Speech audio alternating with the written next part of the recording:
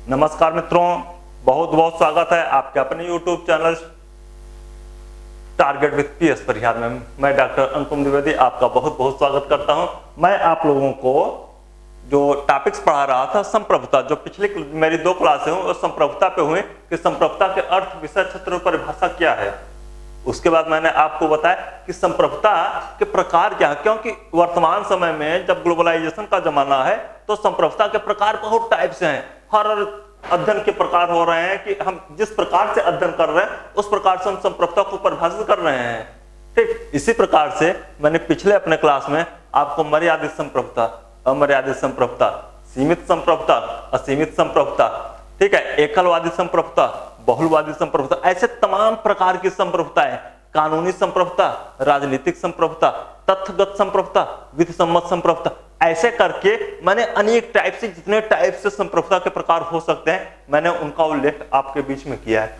आज मैं आपको थिंकर्स का एक थोड़ा सा झलक दिखाने जा रहा हूं कि थिंकर्स कैसे सोचते हैं संप्रभुता को।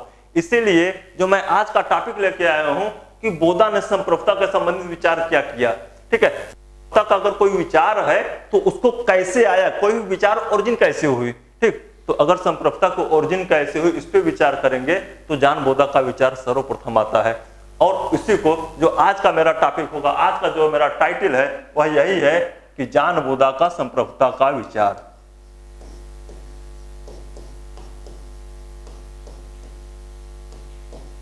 जॉन बोधा का संप्रभुता का विचार। ठीक, जॉन बोधा का संप्रभुता क्या है। अब प्रश्न उठ रहा है कि संप्रभुता क्या है। संप्रभुता जो मैंने स्टार्ट किया था आपको बताना, तब आपको बताया था कि संप्रभुता जो है वह किसी राज्य की वह सर्वोच्च और सर्वशक्तिमान सत्ता है। वह सर्वोच्च और सर्वशक्तिमान सत्ता है जो कि विधि का अनन्य स्रोत है और उसके द्वारा जो विधि बनाया जाता है वह उस सीमित क्षेत्र में मानने के लिए सब लोग बाध्य हैं, लेकिन वह किसी भी विधि को मानने के लिए बाध्य नहीं है। यानी कि वह एक सर्वोच्च शक्ति है जो कि विधियों का स्रोत है। ठीक, अब अगर इसी विचार पर हम आगे करेंगे तब प्रश्न उठ रहा है कि बोधा ने क्या कहा। तब प्रश्न उठ रहा है कि जॉन बोधा ने क्या कहा। एक सेकंड, ठीक है,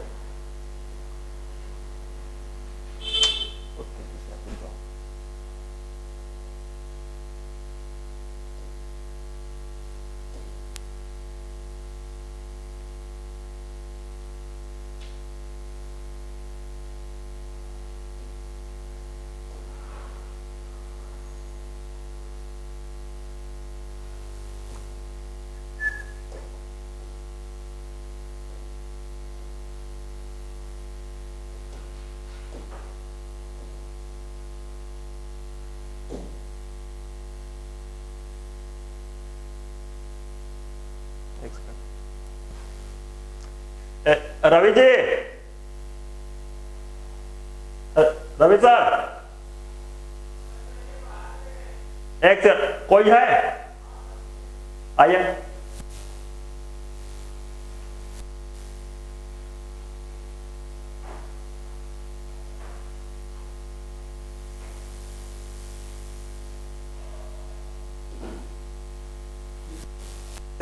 एक सेकंड, थोड़ा सा क्लियर करना हो कैसे किया जाए। मैं नेक्स्ट पेज लेना चाह रहा हूं और ज्यादा ऐड करना चाह रहा हूं। ओके चलिए, ठीक है, चल ठीक है, तब तो सही है ना।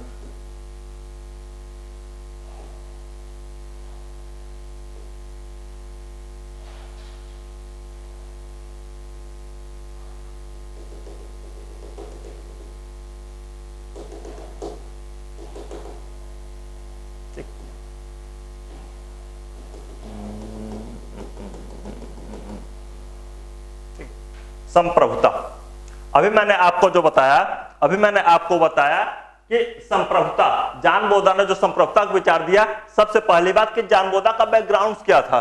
जॉन बोधा ने अगर संप्रभुता के विषय में दिया विचार तो उसका बैकग्राउंड क्या था। बैकग्राउंड के लिए मुझे जानना होगा कि जॉन बोधा एक्चुअली फ्रांस का विचारक था। जान बोदा जो राजनीतिक विचार दिया था वह फ्रांस का विचार था, और उन्होंने फ्रांस के जो बैकग्राउंड थे वह बैकग्राउंड किसी भी विचार को ज्यादा प्रभावित करता है। तो जान बोदा के विचार को अगर देखा जाए तो वहां की सामाजिक राजनीतिक और न्यायशास्त्र का जो था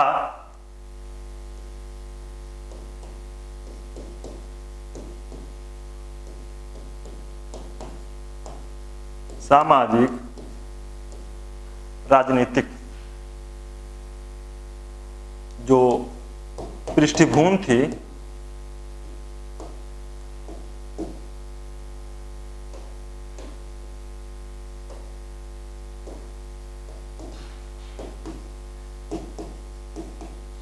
वह सामाजिक और राजनीतिक जो पृष्ठभूमि थे वह जान बोदा को बहुत प्रभावित किया।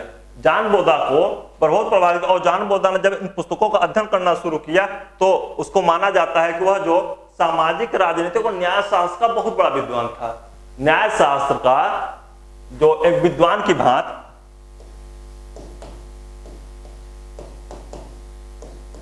जान बोदा ने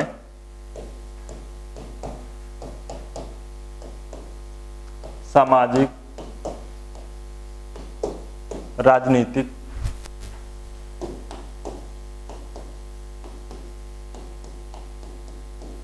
और न्याय शास्त्र का अध्ययन किया।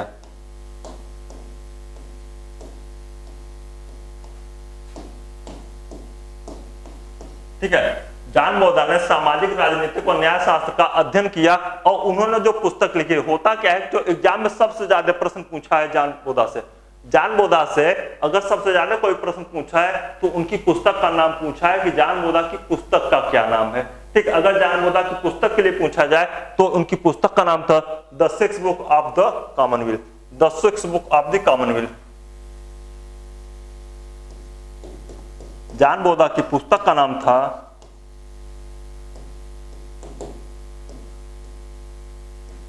The six book of the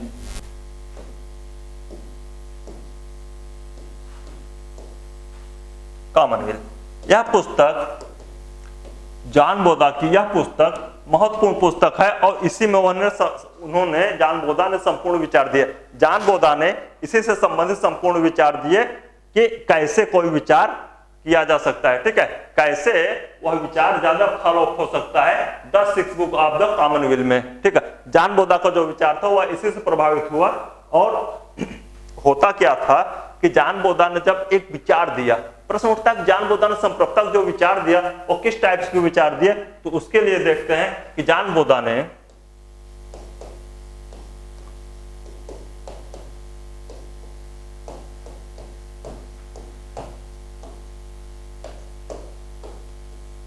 संप्रभुता के अमर्यादित संप्रभुता का अमर्यादित विचार दिया। ठीक है, अगर आपसे प्रश्न यह पूछ ले कि जान बोदा संप्रभुता के किस विचार को, किस नेचर के संप्रभुता को स्वीकार करते हैं, तो आप लोग बताएंगे कि जान बोदा अमर्यादित संप्रभुता के पोषक थे। उन्होंने अमर्यादित संप्रभुता का पोषक क्यों बने? ठीक है, अमर्यादित संप्रभुता को उन्होंने समर्थन क्यों किया, क्यों अमर्यादित संप्रभुता को सपोर्ट किया? तो अमर्यादित संप्रभुता को सपोर्ट करने के पीछे उनके पास बहुत से कारण थे। प्रश्न उठता है, अगर आपसे पूछ ले कि क्यों किया, तो आप क्वेश्चंस का आंसर इस प्रकार लिखेंगे, क्यों अमर्यादित संप्रभुता का समर्थन किया?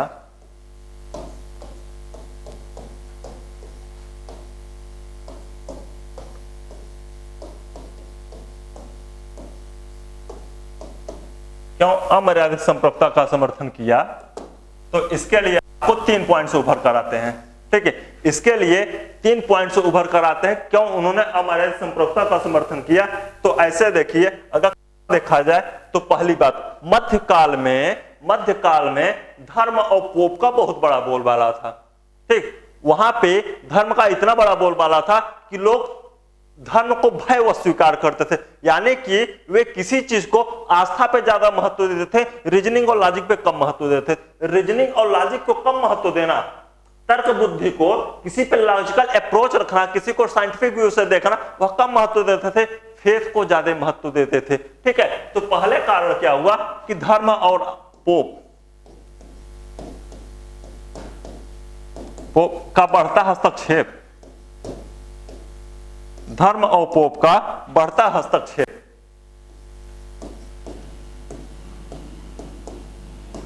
दूसरी बात को अगर देखा जाए, अगर दूसरी बात को देखा जाए तब आता है सामंतवाद। सामंतवाद में भी एक प्रकार के शोषण और शोषित, ठीक, शोषक और शोषित विचारधारा के समर्थन आते हैं। सामंतवाद में क्या होता था कि जो दबे कुचले लोग थे उनका शोषण काफी किया जाता था। उन शोषण की भावना और सामंतवादी भावना से अमीर गरीब की खाई बढ़ती जा रही थी और समाज में न्याय की स्थापना नहीं हो पा रही थी। समाज में विधिवत तरीके से कानून का बोलबाला नहीं हो पा रहा था। सामंतवादी शोषण की एक प्रक्रिया अपनाए हुआ था जिससे पर्याप्त रूप से शोषण कर रहा था। इसीलिए सामंतवाद को भी हम एक प्रकार से कारण मान सकते हैं जॉन बोधा के अमर्यादित संप्रभुता को बनाने में। और तीसरी बात है, इन दोनों की वजह से, सामंतवाद और धर्म और पोप की वजह से ही यूरोप में पुनर्जागरण हुआ। यूरोप में पुनर्जागरण का काल आया। पुनर्जागरण, ठीक है, पुनर्जागरण का काल आया और पुनर्जागरण की वजह से ही व्यक्ति में व्यक्ति होने की भावना आई। व्यक्ति में व्यक्ति होने की भावना आई। व्यक्ति अगर कोई काम कर रहा था तो वह मानववादी सोच के साथ काम कर रहा था। वह परमार्थ अदया दैवे या दूसरे लोग की जगह हित या अपने साध्य को पूर्ति करने के लिए कार्य नहीं कर रहा था। वह जो भी कुछ कार्य कर रहा था वह मानववादी सोच के लिए, मानव कल्याण के लिए, इसी जीवन में यह लोक के लिए कर रहा था, परलोक के लिए नहीं कर रहा था। और वह अगर कोई विचार देखता था, पुनर्जागरण की अगर विशेषताओं को आपको देखा जाए तो यहाँ पे वैज्ञानिक अप्रोच है, वैज्ञानिक सोच, तार्किकता, ठीक है, वस्तुनिष्ठता,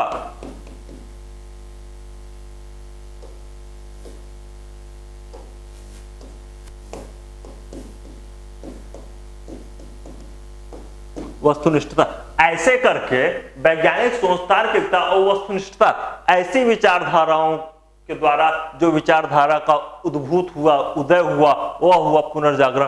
तो इस प्रकार हम देखते हैं कि अगर अमर्यादित संप्रभुता का समर्थन उन्होंने, क्योंकि जॉन बोधा जो था इन विचारधाराओं से इतना द्रवित था, उसका मन इतना दुखमय था कि वह एक अमर्यादित संप्रभुता की आवश्यकता को महसूस किया, अमर्यादित संप्रभुता को स्वीकार किया और कहा कि अगर देश में सुधार होना है तो अमर्यादित संप्रभुता के द्वारा ही सुधार किया जा सकता है। वह अमर्यादित संप्रभुता ही है जो कि हमारे देश में एक विधिक कानून ला सकता है। इसीलिए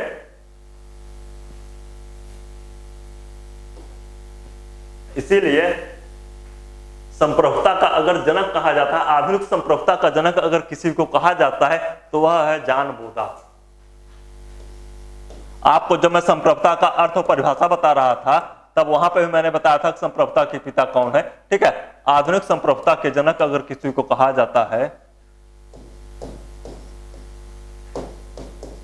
आधुनिक संप्रभुता के जनक अगर किसी को कहा है तो वह है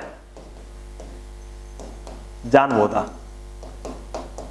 ठीक है, जॉन बोधा ने ही सर्वप्रथम संप्रभुता शब्द का प्रयोग किया।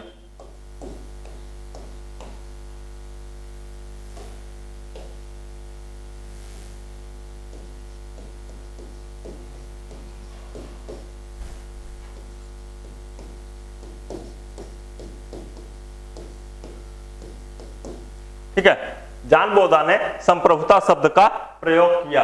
ठीक है, अब आधुनिक संप्रभुता के पिता और संप्रभुता शब्द का प्रयोग, अगर दो क्वेश्चन आ रहे हैं आपके ऑब्जेक्टिव क्वेश्चन तो आप इसको करने में सक्षम होंगे। अगर पूछा जाए संप्रभुता की परिभाषा क्या है, तब ऐसे देखिए,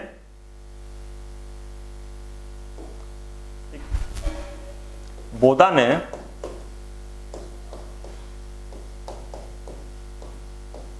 संप्रभुता की परिभाषा दी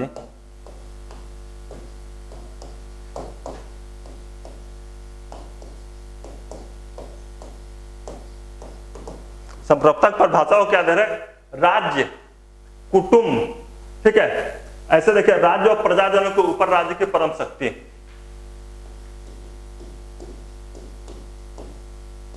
राज्य व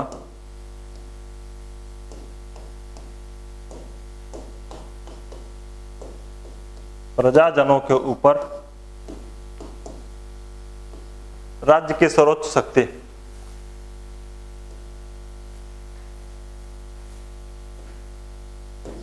राज्य की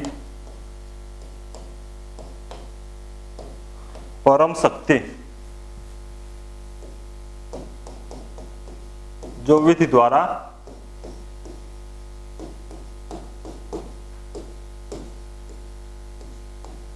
मर्यादित नहीं, ठीक है। अगर आपसे पूछा जाए कि जॉन बोधा ने संप्रभुता की परिभाषा क्या दी, तो संप्रभुता की परिभाषा के विषय में जॉन बोधा ने यही विचार दिया है कि जॉन बोधा ने कहा राज्य व प्रजा ऊपर परम शक्ति विधि द्वारा मर्यादित नहीं है। यानी कि इसमें 3 पॉइंट्स उभर आते हैं, राज्य और प्रजाजनों, ठीक है, राज्य और प्रजाजनों के ऊपर राज्य की सर्वोच्च शक्ति, परम शक्ति, ठीक है, और जो विधि के द्वारा मर्यादित नहीं है, ठीक है। राज्य और प्रजाजन हो गए, परम शक्ति हो गई, विधि द्वारा मर्यादित नहीं, ये 3 पॉइंट्स उभर कर आते हैं। ये 3 पॉइंट्स राज्य की संप्रभुता के विषय में उभर कर आते हैं, ठीक है। और इसी को वह कहता है फ्रांस की राजा, जब वो विचार पैदा करने लगा, संप्रभुता के विचार बोधा ने दिया, तो वहां पे फ्रांस के राजा को वह एक अमर्यादित संप्रभुता की बात करने लगा और फ्रांस के राजा को राज्य का सर्वोच्च शक्ति मानने लगा, राज्य की परम शक्ति को मानने लगा। वह फ्रांस के राजा के लिए कहता है कि फ्रांस का राजा जो है वह व्यापक विधि निर्माता, सर्वोच्च शासक, ठीक, विधि की व्याख्या करने वाला और विधि का एकमात्र स्रोत।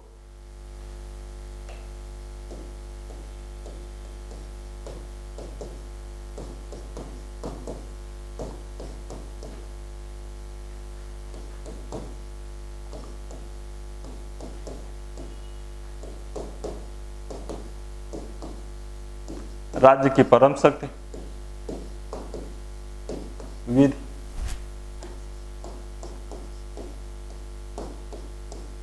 का सर्वोच्च स्रोत,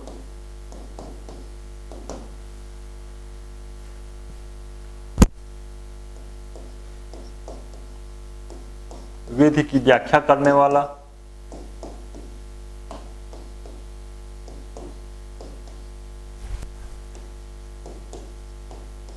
ठीक है। यानी कि राज्य की परम शक्ति, विधि का सर्वोच्च स्रोत और विधि की व्याख्या करने वाला, ठीक है,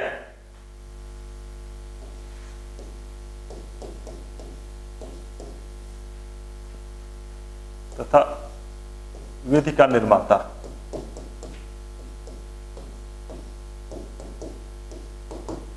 ठीक है। इस प्रकार वह राज्य के अमर्यादित संप्रभुता की बात जब वो कर रहा है तो फ्रांस के राजा को एग्जाम्पल स्वरूप ले रहा है। जॉन बोधा फ्रांस के राजा को एग्जाम्पल स्वरूप ले रहा है और वह बता रहा है कि राज्य की परम शक्ति, विधि निर्माण का सर्वोच्च स्रोत, विधि की व्याख्या करने वाला, विधि का निर्माता, ये सब क्वालिटीज अमर्यादित संप्रभुता में पाया जाता है। इसीलिए जब वह अमर्यादित संप्रभुता के बाद वह कानून की परिभाषा देने का प्रयास करता है तो वह कहता है कि संप्रभुता का आदेश ही कानून है।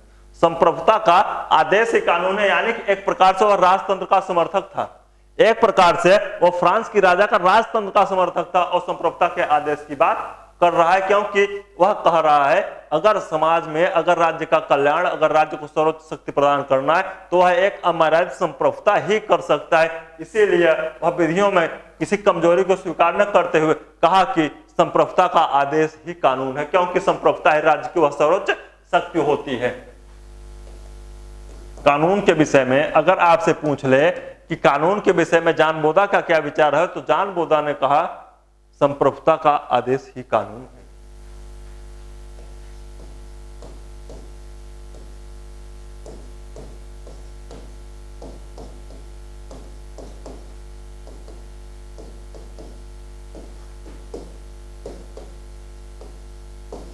संप्रभुता का आदेश ही कानून है। अगर संप्रभुता के आदेश ही कानून है तब प्रश्न उठ रहा है कि संप्रभुता के विषय में अगर कानून कोई बन रहा है, ठीक है, अगर कोई कानून बन रहा है और संप्रभुता का आदेश कर रहा है तो उसमें मामले क्या क्या आ रहे हैं।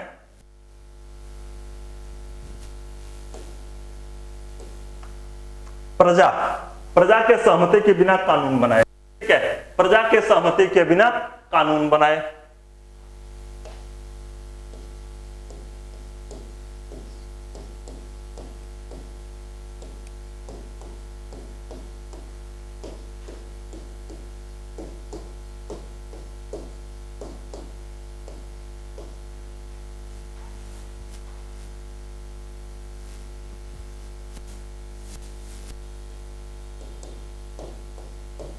उसका यह मानना था कि लोकतंत्र हमेशा कानून को कमजोर करेगी। अगर लोगों के पक्ष को देखा जाए तो सब लोग अपने हिसाब से पक्ष रखेंगे और उतना सशक्त कानून नहीं बन पाएगा, उतना सशक्त कानून नहीं बन पाएगा। इसीलिए वह प्रजातंत्र का समर्थन नहीं करता, वह राजतंत्र का समर्थन करता है और राज्य को अमर्यादित शक्ति देते हुए, राजा को अमर्यादित शक्ति देते हुए प्रजा की सहमति के बिना कानून बनाने की बात करें। इसके साथ साथ वह कह रहा है कि वह रीति रिवाजों के विरुद्ध भी कानून बनाए, यानी कि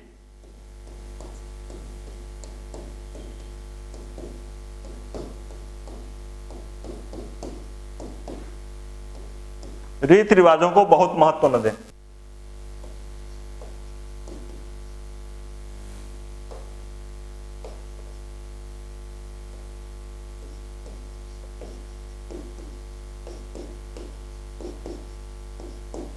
रीति रिवाजों को बहुत महत्व न दे।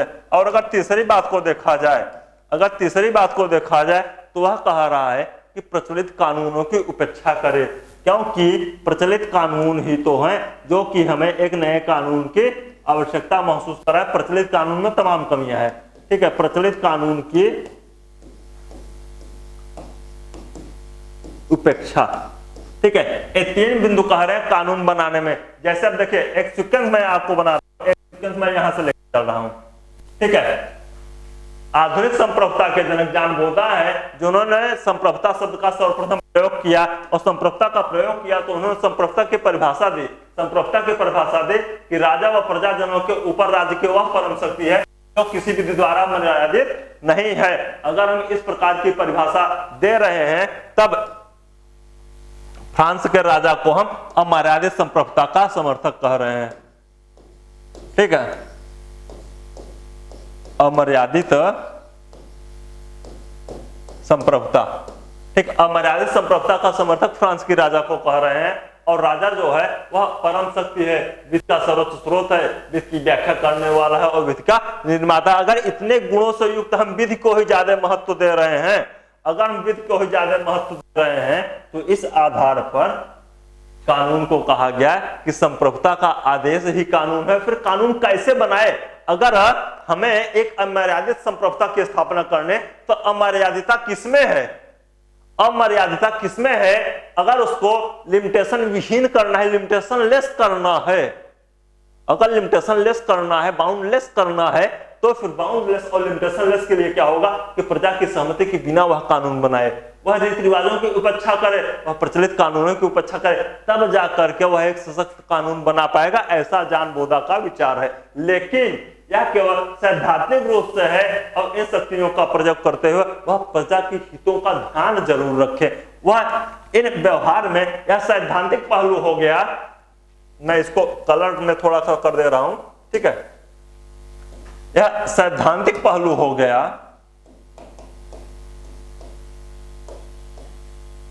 ठीक। और अगर व्यवहारिक पहलू की बात करें,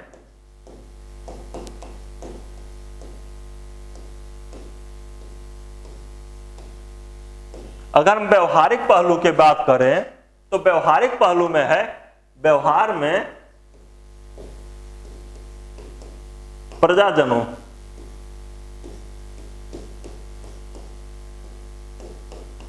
के हितों का ध्यान रखें।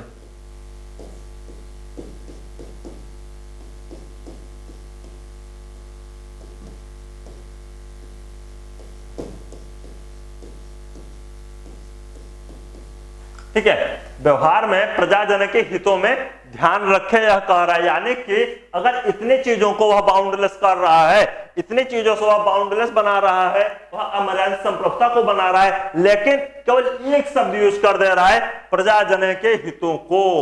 यानी कि आप अमर्यादित तो हैं, लेकिन उस अमर्यादितता के साथ सेल्फ कंट्रोल होना चाहिए, आत्मनियंत्रण होना चाहिए, सेल्फ डिटर्मिनेट होना चाहिए। जब तक स्वतंत्रता का मतलब, अगर स्वतंत्रता का मतलब कहा जाए, ठीक, वह अगर फ्रीडम दे रहा है, अगर वह संप्रभुता को अमर्यादित कर रहा है, ठीक, अमर्यादित कर रहा है, स्वतंत्रता दे रहा है, तो वह स्वतंत्रता जो होगी वह उच्छृंखलता नहीं होगी, वह उच्छृंखलता नहीं होगी कि इधर चला मैं उधर चला। आप अपने मनमौजीपन से नहीं हो सकता कि भैया मैं तो स्वतंत्र हूं, आप मनमौजीपन नहीं कर सकते। यहां पे स्वतंत्रता का मतलब होगा मनमौजीपन से नहीं, उच्छृंखलता से नहीं।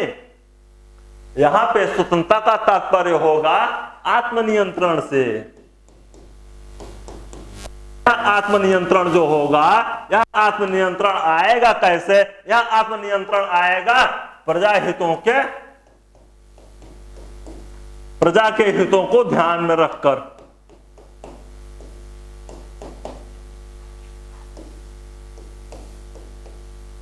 प्रजा के हितों को ध्यान में रखने से, ठीक, इस प्रकार ज्ञानबोधा का विचार यहां से आता है कि जो संप्रभुता को वह विचार दे रहा है, वह तो दे रहा है अमर्यादित संप्रभुता, लेकिन अमर्यादित संप्रभुता में स्वतंत्रता तो होगी, कूट कूट के भरी होगी, लेकिन वह स्वतंत्रता भी अपने आप में सेल्फ डिटर्मिनेट होगा। इंग्लिश में इसको सेल्फ डिटर्मिनेट कहते हैं।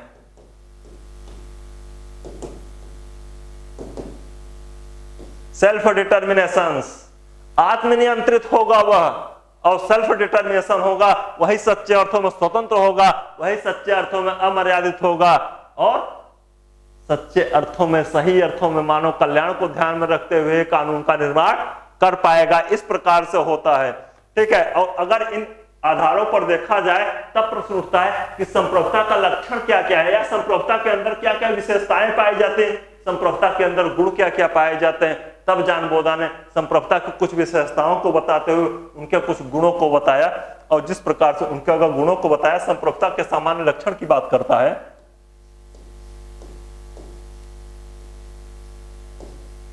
संप्रभुता के सामान्य लक्षण कौन से हैं? तो ज्ञानबोधा ने संप्रभुता के कुछ सामान्य लक्षण बताए हैं, ठीक है। संप्रभुता के कुछ सामान्य लक्षण बताए हैं, और संप्रभुता के जो सामान्य लक्षण बताए हैं उसमें है कि संप्रभुता की जो शक्ति होती है ना, वह स्थायी शक्ति होती है।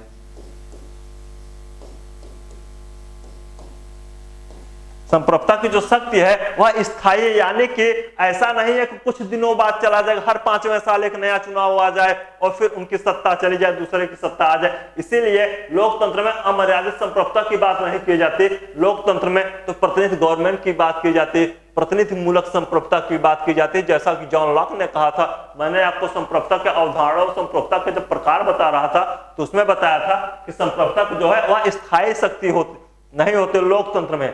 लोकतंत्र में जब मैंने लाक को विचार को पढ़ाया था तो लाक ने बताया था कि लाक एक प्रतिनिधि मूलक संप्रभुता के समर्थक थे, ठीक है। सामान्य निश्चक था, जन संप्रभुता के समर्थक जॉन रूसो थे, ठीक, जीन जैक रूसो।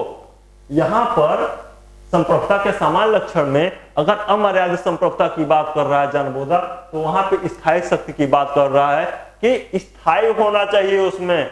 ऐसा नहीं कुछ समय बाद चुनाव के बाद उसको बदल दिया जाए फिर दूसरे आ जाए। स्थायित्व होना चाहिए, संप्रभुता जो है वह स्थायित्व होना चाहिए, और दूसरे जो विशेषता है वह विधि के द्वारा मर्यादित ना हो।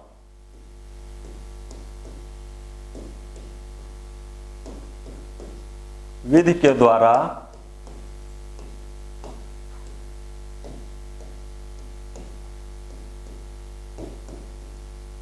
ठीक है, विधि के द्वारा मर्यादित ना हो, ठीक है। संप्रभुता के सामान्य लक्षण में अस्थायी शक्ति हो, विधि के मर्यादित ना हो, इसके साथ साथ अविभाज्य हो।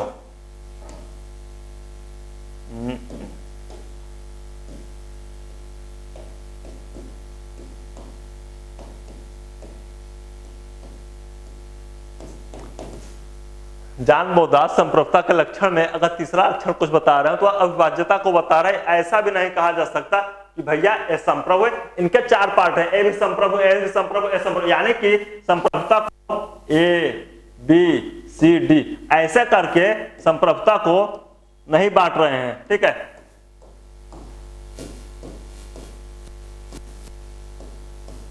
ठीक है, संप्रभुता को ऐसा नहीं कह रहे कि ए भी संप्रभु है, बी भी संप्रभु, सी भी संप्रभु, डी भी संप्रभु। ठीक है, संप्रभुता इज ए यूनिट, ठीक, is a composition of powers, is a composition of law, यानी कि एक यूनिट है। ठीक, आप उसको एक ही यूनिट कहें, यही एक संप्रभु है। संप्रभुता का विभाजन नहीं किया जा सकता, संप्रभुता अविभाज्य होती है। ऐसा नहीं कहा जा सकता कि संप्रभुता बटी हुई है, संप्रभुता बटती नहीं, संप्रभुता एक अविभाज्य अवधारणा है। और अगर इसके चौथी विशेषताओं को देखा जाए तो यह वैधानिक मान्यता प्राप्त होना चाहिए। यानी कि अगर हम अगली विशेषताओं को देखें, अगली विशेषताओं को,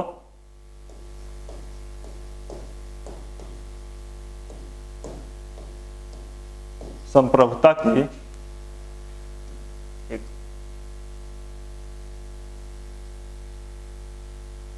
ठीक है, संप्रभुता की वैधानिक मान्यता,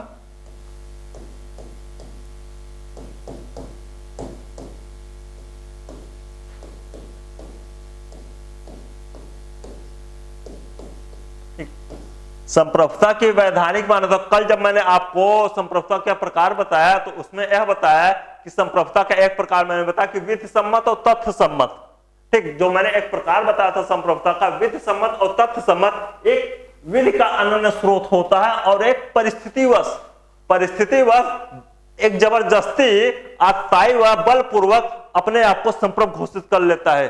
जैसे Pervez Musharraf, Osama bin Laden, ऐसे लोग, सद्दाम हुसैन, जनरल गद्दाफी, ऐसे लोग जब सत्ता को हथियार लेते हैं, अपने आप को संप्रभु घोषित कर देते हैं, तो वे विधि सम्मत नहीं, विधि मान्यता के अनुसार नहीं वे संप्रभुता के पद को धारण करते हैं। वे तथ्य सम्मत, जबरदस्ती, बलपूर्वक, परिस्थितिवश वह संप्रभु को स्वीकार कर लेते हैं। इसीलिए जॉन बोधा अमर्यादित संप्रभुता की बात तो करता है, लेकिन वह इसके साथ साथ वह वैधानिक मान्यता को भी स्वीकार करता है। वह कहता है कि विधिक मान्यता, वैधानिक मान्यता के आधार पर ही हम किसी राज्य के संप्रभुता को स्थापित कर पाएंगे। और अगली विशेषता को अगर देखता है, अगर अगली विशेषता देखते हैं कि इसमें राज्य जो है, ठीक है, राज्य के सर्वोच्च शक्ति को माना जाए।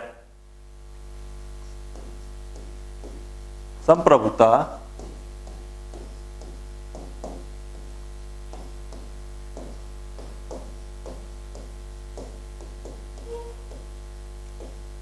राज्य की सर्वोच्च शक्ति, ठीक है, यानी कि यह कोई नहीं कहा जा सकता कि संप्रभुता के ऊपर भी राज्य में कोई पावर है, संप्रभुता के ऊपर भी राज्य में कोई पावर है, ऐसा नहीं कहा जा सकता।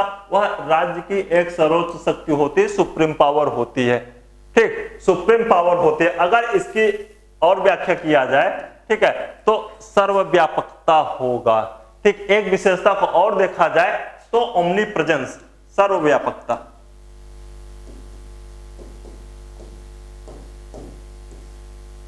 राज्य में ऐसा भी कोई प्लेस या ऐसी कोई जगह नहीं होगी जहां पर यह कहा जाए कि यहां पे संप्रभुता नहीं है।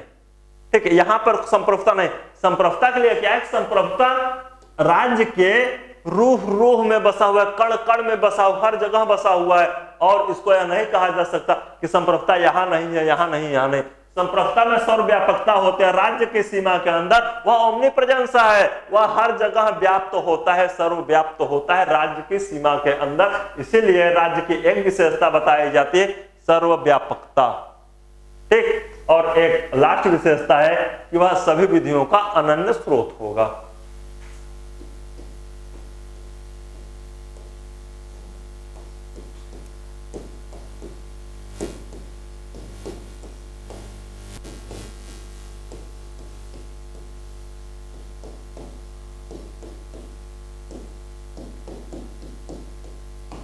ठीक है, सभी विधियों का अनन्य स्रोत होगा, यानी कि उस राज्य में संप्रभुता के अनज्ञा हो सकते हैं, संप्रभुता के सहायक तत्व हो सकते हैं, ऑक्सिलरी पॉइंट हो सकती हैं, लेकिन संप्रभुता 2-3 नहीं हो सकती। वह विद का अल्टीमेट स्रोत, अनंत स्रोत होगा, वह सर्वोच्च सत्य होगा, वही वैधानिक पदनाम होगा, वैधानिक मान्यता प्राप्त किए हुए होगा।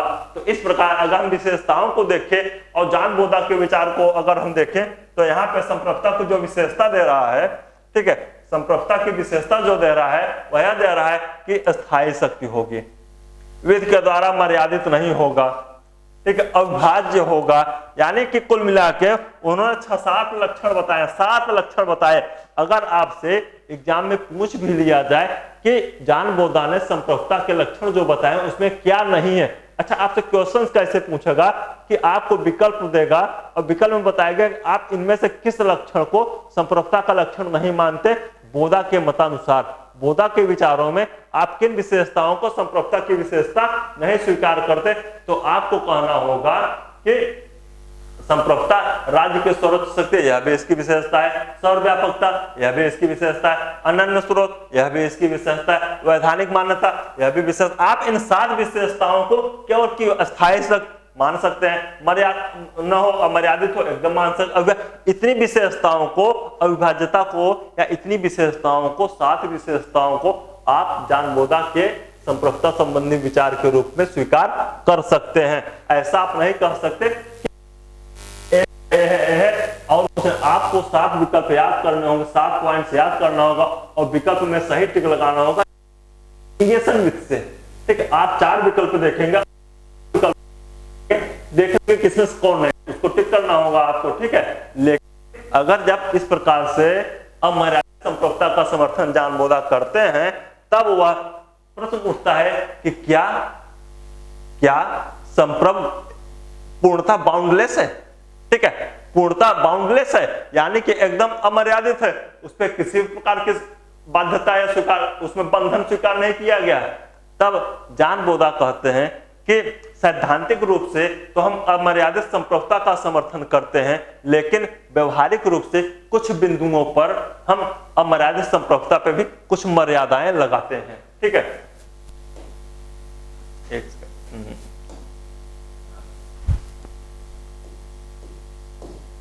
क्या बोधा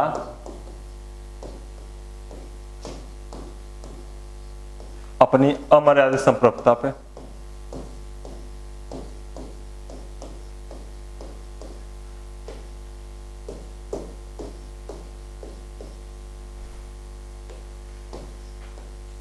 किसी भी प्रकार का बंधन नहीं स्वीकार करता?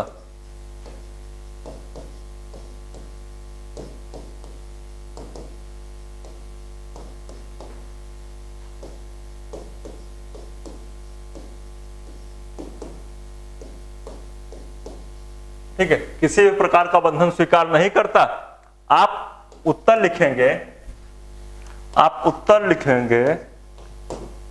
सैद्धांतिक रूप में नहीं, लेकिन व्यवहार में करता है।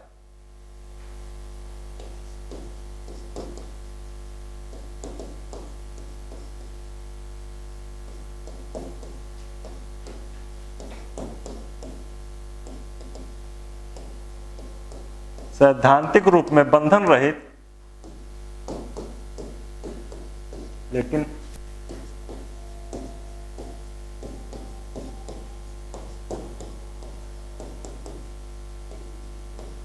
व्यवहार में बंधन से युक्त। ठीक, किस प्रकार के बंधन को अस्वीकार करता है, किन प्रकार के बंधनों को अस्वीकार करता है, तो वह कहता है कि मैं अपनी संप्रभुता पे नैतिक प्रतिबंध स्वीकार करता हूं, मोरल ऑब्लिगेशंस, नैतिक उत्तरदायित्व करता, मोरल रिस्ट्रिक्शंस बताता है। वह कहता है कि नैतिक प्रतिबंध होता है।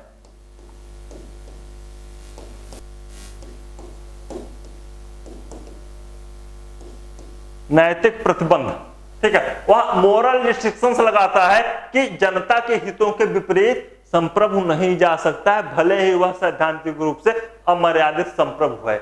इसके साथ साथ वह अंतरराष्ट्रीय कानूनों के विरुद्ध भी नहीं जा सकता।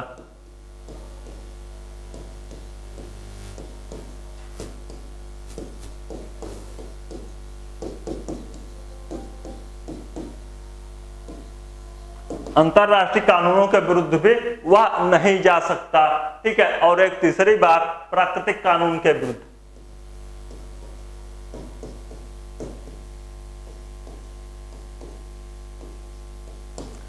इस प्रकार से 3 टाइप्स के प्रतिबंध बताए गए। ठीक है, 3 प्रकार के रिस्ट्रिक्शंस बताए गए जान बोधा के दर्शन में। ठीक है, जान बोधा के दर्शन में मर्यादित अमर्यादित जो संप्रभुता है उस पे 3 टाइप्स के रिस्ट्रिक्शंस लगाए गए, अंतरराष्ट्रीय कानूनों का विरुद्ध और प्राकृतिक कानून। इन 3 आधारों पर हम कह सकते हैं कि सैद्धांतिक रूप से तो अमर्यादित संप्रभुता पे कोई रिस्ट्रिक्शंस नहीं लगाया गया है, लेकिन व्यवहार में रिस्ट्रिक्शंस लगाए गए हैं। ठीक है, तो इस प्रकार यहां पे मेरा टॉपिक्स खत्म हो रहा है। ठीक है, जान बोधा, ठीक, जान बोधा के संप्रभुता से संबंधित विचार।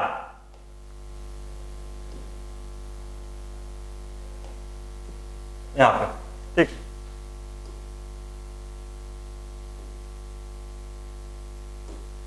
यहां से मैंने शुरू किया। जो मेरा टॉपिक था वह था कि जान बोधा का संप्रभुता का विचार। मैंने इस टॉपिक से शुरू किया और शुरुआत में बताया कि बैकग्राउंड, शुरुआत में बताया कि इनके पृष्ठभूमि क्या है। ठीक है, पृष्ठभूमि बताया, और इस पृष्ठभूमि को बताते हुए मैंने आपको बताया कि उन्होंने किस पुस्तक का नाम, किस पुस्तक को लिखा। तो उनकी पुस्तक का नाम था the sixth book of the Commonwealth, जो कि एग्जाम में बहुत बार आता है। और आपको मैंने पुस्तकों के नाम याद करने के तरीके भी बताए हैं कि आप पुस्तकों का नाम इकट्ठे ना याद करें। जब जिस टॉपिक को पढ़ें, उसमें जिस विचारक को पढ़ें, उस विचारक के आप किताबों के नाम उसी के साथ याद करेंगे। ठीक, तब आपको अगर जान बोधा की पुस्तक का नाम पूछना है तो the sixth book of the Commonwealth बार बार याद करने। मैं क्लास में इतनी बार इस किताब का नाम ले लूंगा कि आपको क्लास में ही इनकी पुस्तक का नाम याद हो जाएगा। ठीक है, और जैसे मैंने उनको बताया, उसके बाद बताया कि जान बोधा ने संप्रभुता का जो विचार दिया वह किस टाइप्स का था, उनके टाइप्स क्या है। संप्रभुता के विचार का जो टाइप्स था वह किस टाइप का था, तो टाइप्स था अमर्यादित संप्रभुता का विचार। ठीक है, अमर्यादित संप्रभुता का विचार। ठीक, और उस अमर्यादित संप्रभुता के विचार में उसका समर्थन क्यों किया, वह क्यों अमर्यादित संप्रभुता को स्वीकार करता है। तो उसके लिए मैंने 3 कारण से आपको बताया, धर्मोपभोग, सामंतवाद और पुनर्जागरण। इन तीनों के आधार पर जब वह अमर्यादित संप्रभुता के विचार को देता है तो अमर्यादित संप्रभुता की विशेषता क्या क्या बताता है। तो वह अमर्यादित संप्रभुता के विचार को, विशेषता को बताने के उसमें यह बताता है कि वह राज्य और प्रजाजनों के ऊपर परम शक्ति है जो विश्व द्वारा मर्यादित नहीं है। जैसे वो बताता है तो वह फ्रांस की राजा को अमर्यादित संप्रभुता का सबसे बड़ा एग्जाम्पल बताते हुए वह अमर्यादित संप्रभुता की विशेषताओं को बताता है। ठीक है, कि संप्रभुता ही कानून की, संप्रभुता का आदेश ही कानून है और कानून का अनन्य स्रोत माना। या आप ऐसे कह लीजिए कि जो अमर्यादित संप्रभुता दे रहा है वह अमर्यादिता कानून के अर्थ में दे रहा है, यानी कि वह बेसिकली कानूनी संप्रभुता की बात कर रहा है, वैधानिक संप्रभुता की बात कर रहा है, विधिक संप्रभुता की बात कर रहा है। ठीक है, तो इस प्रकार मैंने जान बोधा के समस्त विचार आपको बताया। आप इस वीडियोस को पूरा देखें और देखें आपको कि यह वीडियोस कैसा लगा। लाइक और कमेंट करके आप मुझे बतावें, मुझे प्रोत्साहित कर। और इसके साथ साथ मैंने एक नया बैच शुरू किया है यहाँ पर, तो जिसको भी एडमिशन लेना हो पीएस परिहार सर की क्लास में, ठीक है, इस कोचिंग में, तो आपको करना क्या होगा कि डिस्क्रिप्शन में दिए गए नंबर पे आपको फोन कॉल करना होगा और एडमिशन की प्रक्रिया को समझते हुए आपको एडमिशन लेके संपूर्ण वीडियोस प्राप्त करने हैं, संपूर्ण पीडीएफ नोट्स प्राप्त करने हैं, जिससे आपको जीआईसी, पीजीटी और टीजीटी के एग्जामों में नागरिक शास्त्र में कोई भी बाधा उत्पन्न ना हो। आपकी समस्त तैयारी एक ही मंच पे, एक ही साथ, एक ही टीचर के द्वारा सामूहिक रूप से हो जाए। ठीक है, तो आज के वीडियोस में यहीं पे फिनिश करता हूं। अगले वीडियो में अगले टॉपिक के साथ आपसे मुलाकात करता हूं। धन्यवाद, नमस्कार।